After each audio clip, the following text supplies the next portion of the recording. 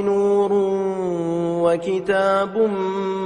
مبين يهدي به الله من اتبع رضوانه سبل السلام ويخرجهم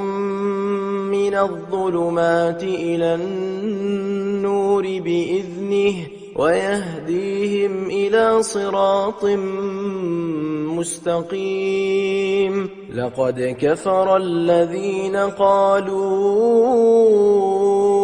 إن الله هو المسيح ابن مريم قل فمن يملك من الله شيئا إن أراد أن يهلك المسيح ابن مريم وأمه ومن في الأرض جميعا ولله ملك السماوات والأرض وما بينهما يخلق ما يشاء والله على كل شيء قدير وقالت اليهود والنصارى نحن أبناء الله وأحباؤه قل فلم يعذبكم بذنوبكم بل أنتم بشر ممن خلق يغفر لمن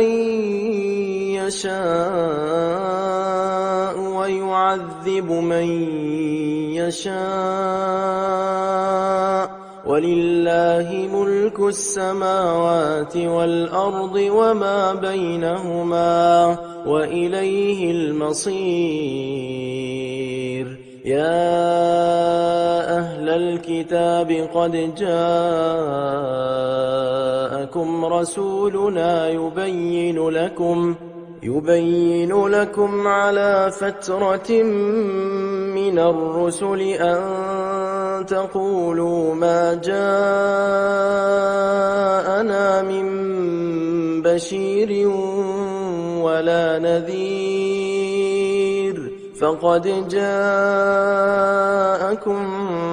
بشير ونذير والله على كل شيء قدير وإذ قال موسى لقومه يا قوم اذكروا نعمة الله عليكم إذ جعل فيكم أنبياء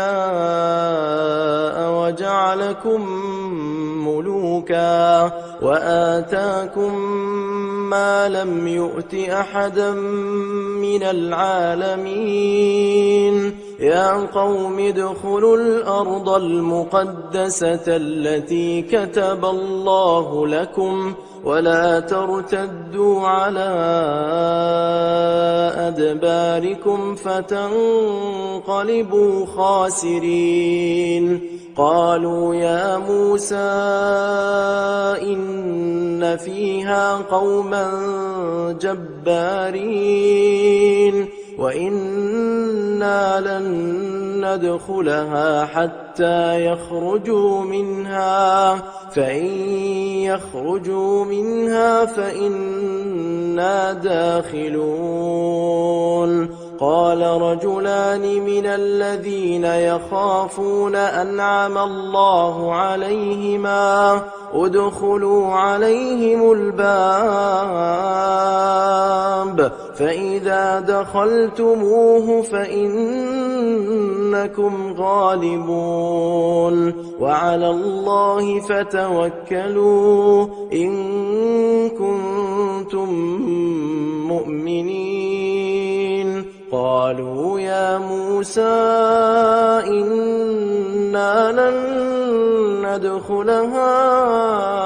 أبدا قالوا يا موسى إنا لن ندخلها أبدا ما داموا فيها فاذهب أنت وربك فقاتلا إنا هاهنا قاعدون قال رب إني لا أملك إلا نفسي وأخي فافرق بيننا وبين القوم الفاسقين قال فإنها محرمة عليهم 40 سنة يتيهون في الأرض فلا تأس على القوم الفاسقين واتل عليهم نبأ ابني آدم بالحق إذ قربا قربانا فتقبل من أحدهما ولم يتقبل من الآخر قال لأقتلنك قال إنما يتقبل الله من المتقين لئن بسطت إلي يدك لتقتلني ما أنا بباسط يدي إليك لأقتلك إني أخاف الله رب العالمين إني أريد أن تبوء بإثمي وإثمك فتكون من أصحاب النار وذلك جزاء الظالمين فطوعت له نفسه قتل أخيه فقتله فأصبح من الخاسرين فبعث الله غرابا يبحث في الأرض ليريه كيف يواري سوءة أخيه قال يا ويلتى أعجزت أن أكون مثل هذا الغراب فأواري سوءة أخي فأصبح من النادمين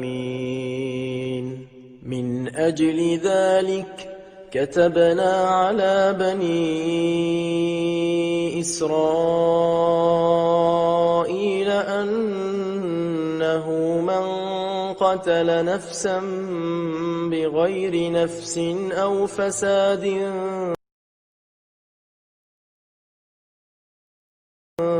في الأرض فكأنما قتل الناس